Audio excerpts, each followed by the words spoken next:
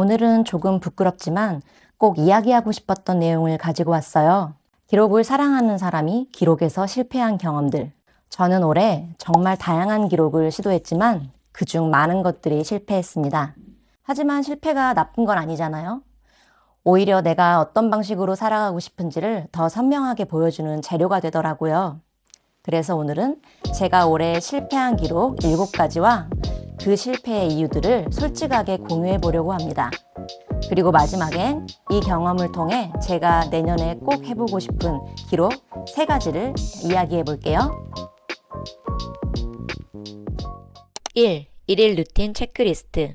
루틴 체크리스트를 쓰면서 루틴을 안정시키고 싶었어요.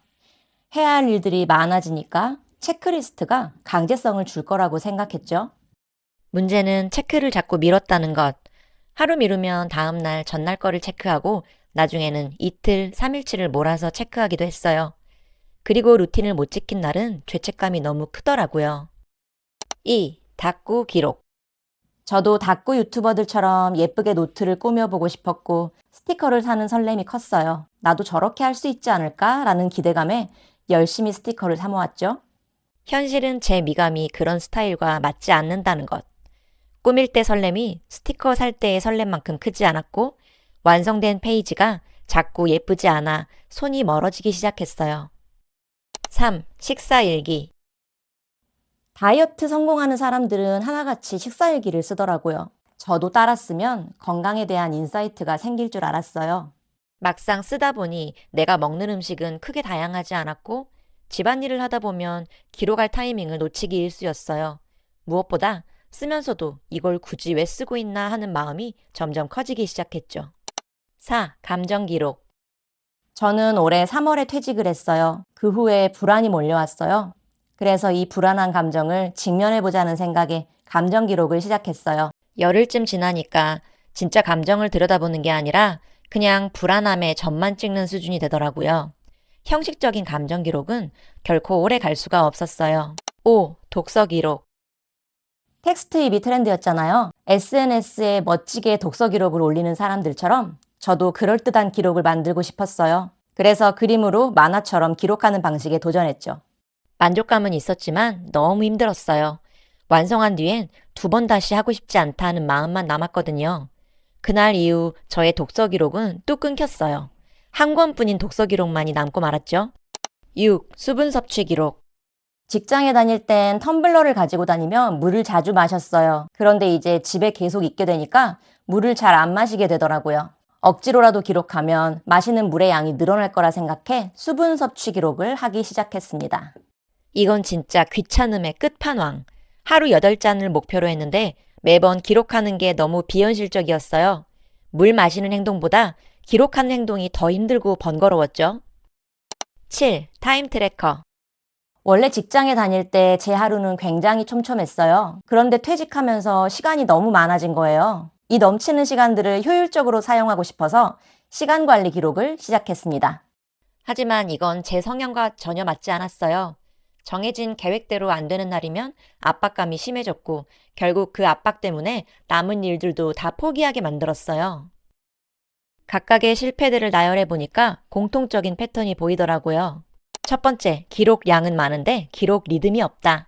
올해 망한 제 기록을 한꺼번에 펼쳐보면 양은 꽤 많아요. 그런데 이상하게 이어지는 흐름이 없어요. 하루는 데일리로, 그 다음 날은 타임 트래커, 또 다른 날은 감정 기록. 문제는 기록을 많이 한다고 해서 리듬이 생기는 건 아니라는 거였죠. 결국 리듬이 없으니까 반복도 어렵고 이어지는 맛도 없었어요. 두 번째, 결과를 예쁘게 만들겠다는 욕심.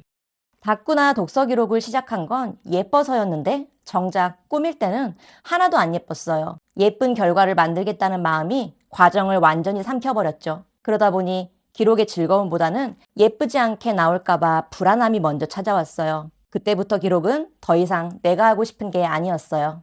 세 번째, 기록이 나를 평가하는 순간. 기록이 나를 도와주는 도구가 아니라 나를 평가하는 심판대처럼 바뀌던 순간이 있었어요. 루틴을 못 지킨 날은 죄책감이 생기고 수분 섭취 기록은 하루에 8번씩 체크해야 하는 검사표 같았죠. 기록은 원래 나를 편하게 만들려고 하는 건데 언젠가부터 나를 계속 다그치고 있었어요. 네 번째, 기록 타이밍과 내 일과의 연결성. 기록은 타이밍이 정말 중요해요. 저는 집안일이 많고 일과 중에 자꾸 흐름이 끊기는 구조라서 식사일기처럼 바로 기록해야 하는 것은 결국 연속성을 유지하기가 어려웠어요. 기록 타이밍이 내 생활 리듬과 맞지 않으면 그 기록은 금방 사라지더라고요. 다섯 번째, 나의 성향과 맞지 않는 기록 형태. 체크하고 또 체크하고 또 체크하고 단순 반복형 기록들은 저하고 잘 안 맞았어요. 이런 기록은 빼먹으면 바로 미뤄지는 구조라 제 성향에는 오래가기 힘들었죠. 오히려 하루 한 줄, 감정 한 줄처럼 간단하지만 생각이 들어가는 기록이 훨씬 오래 갔어요. 이렇게 올해의 실패를 바탕으로 내년에 정말 해보고 싶은 기록만 남기게 되었어요. 첫 번째, 하루 두세 줄의 감정 기록. 예쁜 문장도 깊은 성찰도 필요 없어요. 지금 나는 어떤 감정인가? 이 질문 하나에 대한 짧은 기록만 해보려고요. 두 번째, 한 문단 모닝 저널.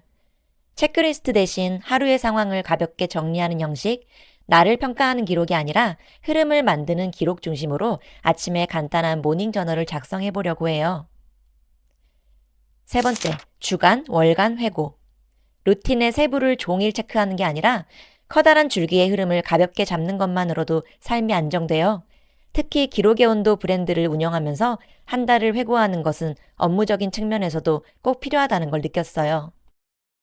오늘은 제가 올해 실패한 기록들을 솔직하게 이야기해봤어요. 기록을 좋아한다고 해서 모든 기록이 나에게 맞을 수는 없더라고요. 중요한 건 실패 자체가 아니라 왜 실패했는지 알게 된 순간부터 기록이 다시 나에게 맞춰진다는 것입니다. 올해의 기록, 저만 망한 건 아니겠죠? 여러분은 올해 어떤 기록을 시도했다가 멈추셨나요? 댓글로 공유해 주시면 서로에게 좋은 참고가 될 것 같아요. 오늘도 영상 봐주셔서 감사합니다. 다음 영상에서 뵐게요.